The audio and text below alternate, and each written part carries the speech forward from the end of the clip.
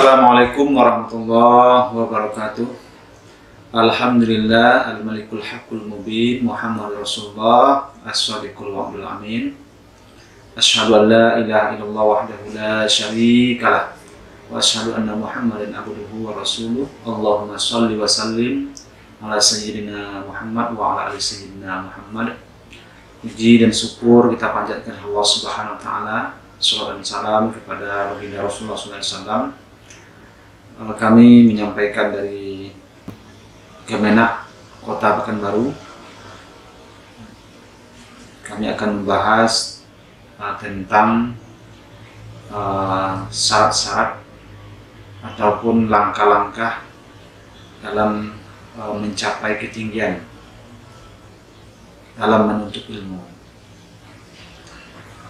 Ada 5 langkah agar seseorang mendapatkan ketinggian dalam menuntut ilmu, dan 5 langkah ini tergambar dalam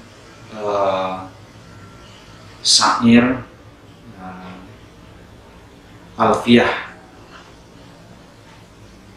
Di syair Alfiyah ini ada sekitar 1000 bait syair yang berbunyi bil jarri wat tanwini wa nidawa'al wa musnadin lil ismi tamyizun hasal. Di dalam bait syair ini bisa dianalisa bahwa kalau kita ingin berhasil dalam menuntut ilmu, yang pertama bil jarri. Bil jarri ini walaupun ini ilmu nahwu tapi kita alihkan maksudnya ke yang lain. Bil jarri ini maksudnya adalah dengan kerendahan hati, ketawaduan, kepatuhan. Jadi kalau kita seorang penuntut ilmu, kita harus tawadu, rendah hati, kemudian kita harus patuh kepada orang yang mengajarkan ilmu yang utama. Kalau di sekolah harus patuh kepada guru. Jadi seorang murid harus patuh kepada gurunya. Jangan melawan pada guru. Mematuhi aturan sekolah, ada tertib sekolah itu untuk murid, untuk siswa itu harus dipatuhi. Kemudian kalau di perguruan tinggi harus patuh kepada dosen. Jangan melawan. Jangan dicaci-caci dosen. Ya. Dihina. Apalagi ditantang. Nah, itu tidak boleh. Itu maksud bil jarri. Jarri ini maksudnya kalau di nahwunya, jarri ini adalah diantaranya adalah kasroh, kemudian ada tanda jar itu ya, dan tanda jar itu yang lain. Tapi kita tidak membahas ilmu nahwunya. Kemudian yang kedua, wat tanwini. Tanwin itu kalau dalam ilmu nahwu yaitu ada fathatain, ada domatain, ada kasrotain. Tapi yang kita maksud di sini adalah niat yang kuat. Niat yang kuat bagi seorang penuntut ilmu itu. Tekad yang bulat. Dia harus meniatkan dengan segala kemampuannya untuk memperoleh ilmu itu. Berarti dia harus terus belajar, harus punya kesiapan mental, kesiapan fisik. Dia juga harus menjaga kesehatannya. Nah, kuat belajar juga harus dibarengi dengan fisik yang sehat. Harus juga menjaga makanan. Nah, jadi innamal a'malu binniyat, dalam hadis sesungguhnya amal ini ya ada niatnya, tergantung pada niatnya. Jadi seorang penuntut ilmu harus benar-benar bertekad, ya, ada iltizam dalam dirinya, komitmen, dia akan kuat dalam belajar, dia akan siap untuk belajar. Tandanya dia harus membaca buku, harus sering menjumpai gurunya dalam bertanya, ya, more ask more get, harus banyak bertanya. Kalau dia banyak bertanya, banyak dia dapat. Nah, itu seorang pelajar.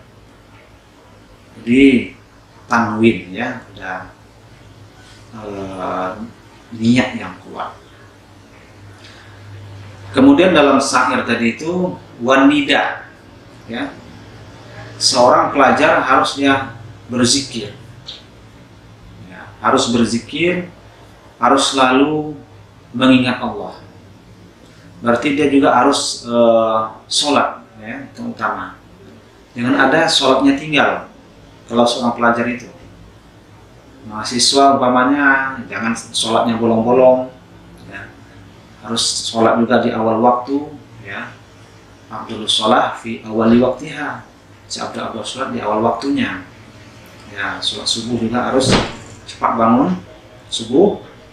Kemudian juga harus banyak membaca Al-Quran, banyak membaca Quran, ya. Berarti semuanya. Kemudian rajin beristighfar, ya. Intinya berzikir. Berzikir ini maksudnya luas maknanya, luas item-item dalam berzikir ini, bukan hanya zikir secara lisan saja, juga zikir dari tindakan. Ada lisan, ada hati, ya, ada kombinasi di antara keduanya. Jadi seorang pelajar harus rajin berzikir. Nida, maksudnya nida ini kalau arti apanya munada, ya, panggilan. Nah, tapi nidanya maksudnya ada itroksirah billahnya, kesadaran diri kita kepada Allah Subhanahu wa Ta'ala. Kalau ingin kita tinggi, ketinggian dalam menuntut ilmu. Bil jarri wa tanwini wa nida wa al. Jadi yang keempat adalah al. Al ini alif lam maksudnya dalam ilmu nahwu. Tapi yang al yang kita maksud adalah akal, ya. Tadi berzikir tadi, yang sekarang al ini tidak tadi berpikir, berzikir, yang al ini berpikir, akal. Jadi seorang penuntut ilmu pikirannya harus sehat. Pikirannya sehat. Nah, jangan tergoda oleh pikiran-pikiran yang negatif, pikiran-pikiran yang subhat. Nah, seorang penuntut ilmu pikirannya harus luas, harus lurus dan tulus. Jangan tergoda oleh kemaksiatan-kemaksiatan yang merusak pikirannya. Apa yang merusak pikiran seperti kecanduan game, ya, game umpamanya, atau umpamanya narkoba. Awal-awal dari narkoba itu bisa jadi merokok. Jadi seorang penuntut ilmu sebaiknya juga tidak merokok, karena awal dari narkoba bisa jadi merokok. Kalau selalu merokok dari kecil sampai dewasa nanti jadi perokok, bisa jadi nanti terjerumus sampai ke narkoba. Nah, narkoba itu merusak pikiran. Kemudian apa lagi? Game tadi kalau udah kecanduan sama saja dengan narkoba. Uang-uang yang didapat bisa diarahkan ke sana, sehingga tidak lagi dipergunakan untuk menuntut ilmu. Akhirnya berapapun uang, kalau udah kecanduan game online, judi online, itu nanti bisa menghabiskan bekal kita dalam menuntut ilmu. Kemudian apalagi pergaulan bebas. Nah, ini juga akan merusak tingkah laku kita, merusak pikiran kita. Jadi seorang penuntut ilmu dia harus terhindar dari itu. Nah, awal-awalnya mungkin pacaran, tapi akhirnya menjadi pergaulan bebas. Itu harus kalau sudah terjerumus ke situ harus dihentikan. Kalau kita ingin mendapatkan ketinggian dalam menuntut ilmu. Kalau itu dilakukan, kemaksiatan seperti itu dilakukan, akhirnya ilmu ini tidak berkah, tidak lengket. Nah, jadi kalau kita ingin ketinggian dalam menuntut ilmu, kita harus menghentikan itu. Baiklah itu dari kita masih siswa ataupun mahasiswa. Itu harus dihentikan hal-hal seperti itu. Jadi jangan merusak pikiran. Itu namanya al.